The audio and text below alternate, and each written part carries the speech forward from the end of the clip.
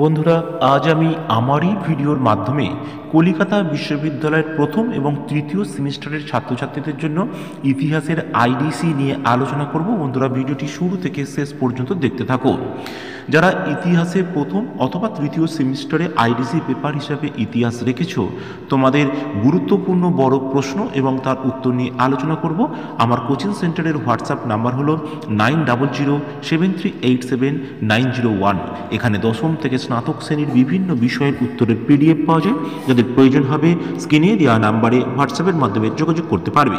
তোমাদের প্রথমে বড় প্রশ্নের সাজেশান দেব। বড় প্রশ্নগুলি করলে এখান থেকেই কিন্তু ম্যাক্সিমাম প্রশ্ন তোমরা কমন পেয়ে যাবে। অসহযোগ আন্দোলনের কারণ ও প্রভাব আলোচনা করো। অসহযোগ আন্দোলনের ব্যর্থতা, সাফল্য ও ব্যর্থতা আলোচনা করো। আইন অমান্য আন্দোলনের কারণ ও প্রভাব লেখো। ভারত ছাড়ো আন্দোলনের কারণ ও প্রভাব আলোচনা করো। এই আন্দোলন ব্যর্থ হলো কেন? ভারতের স্বাধীনতা সংগ্রামে সুভাষচন্দ্র বসু ও আজাদ হিন্দ বাহিনীর ভূমিকা লেখো। নৌবিদ্রোহের কারণ ও প্রভাব আলোচনা করো। লাহোর প্রস্তাব সম্পর্কে আলোচনা করো। এই প্রস্তাবের গুরুত্ব আলোচনা করো। ওয়াভেল পরিকল্পনার বিস্তারিত আলোচনা করো। ক্রিপস মিশনের প্রস্তাবগুলি আলোচনা করো। ক্রিপস মিশনের ব্যর্থতার কারণগুলি লেখো। ক্যাবিনেট মিশন বা মন্ত্রী মিশন পরিকল্পনা কী ছিল? এই মিশনের ত্রুটি ও গুরুত্ব লেখো। মাউন্ট ব্যাটেন পরিকল্পনার আলোচনা করো। এই পরিকল্পনার ভারতীয় নেতাদের প্রতিক্রিয়া কী ছিল? ভারতীয় সমাজ ব্যবস্থায় দেশভাগের প্রভাব আলোচনা করো। ভারতীয় সংস্কৃতিতে দেশভাগের প্রভাব লেখো এবং নেহরুর পঞ্চশীল নীতি আলোচনা করো। বান্দুম সম্মেলন সম্পর্কে টিকা লেখো। জোট নিরপেক্ষ আন্দোলনের ব্যর্থতা, সাফল্য ও ব্যর্থতা আলোচনা করো। এই যে 16টি প্রশ্ন দিলাম, এই প্রশ্ন করলেই কিন্তু এখান থেকে তোমরা কমন পেয়ে যাবে। অসহযোগ আন্দোলনের সাফল্য ও ব্যর্থতা। এর পরের প্রশ্ন তোমরা দেখো যে ভারত ছাড়ো আন্দোলনের ব্যর্থতা ও গুরুত্ব।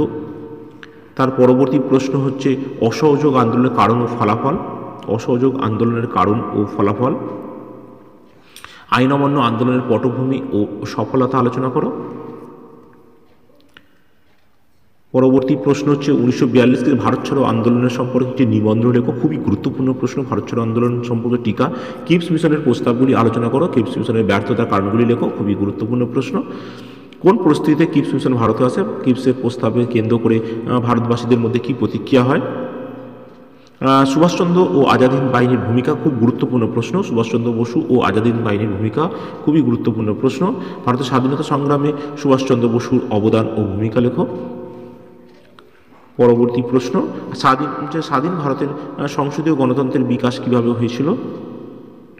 লাহোর প্রস্তাব বৈশিষ্ট্য ও গুরুত্ব আলোচনা করো। লাহোর প্রস্তাবের বৈশিষ্ট্য ও গুরুত্ব।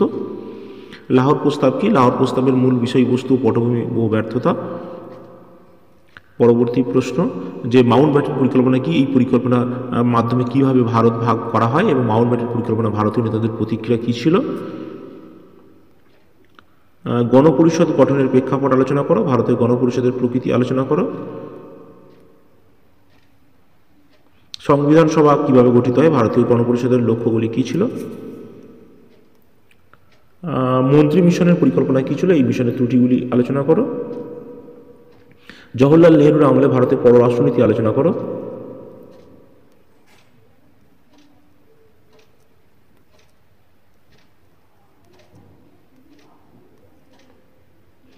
এবারে আমরা ছোট প্রশ্ন কিছু দিয়েছি যে নেহরুর পঞ্চশীল নীতি সংক্ষিপ্ত আলোচনা। বান্দুম সম্মেলন টিকা লেখো। জোট নিরপেক্ষ নীতি কী ছিল? ভারতের জোট নিরপেক্ষ নীতির সাফল্য ব্যর্থতা। জোট নিরপেক্ষ নীতি কি? ভারতের জোট নিরপেক্ষ আন্দোলনের কারণ ও গুরুত্ব লেখো। 1946 খ্রিস্টাব্দে নৌবিদ্রোহ সম্পর্কে একটি সংক্ষিপ্ত আলোচনা করো। 1947 খ্রিস্টাব্দে দেশভাগের প্রভাব সম্পর্কে আলোচনা করো। গুরুত্বপূর্ণ প্রশ্ন।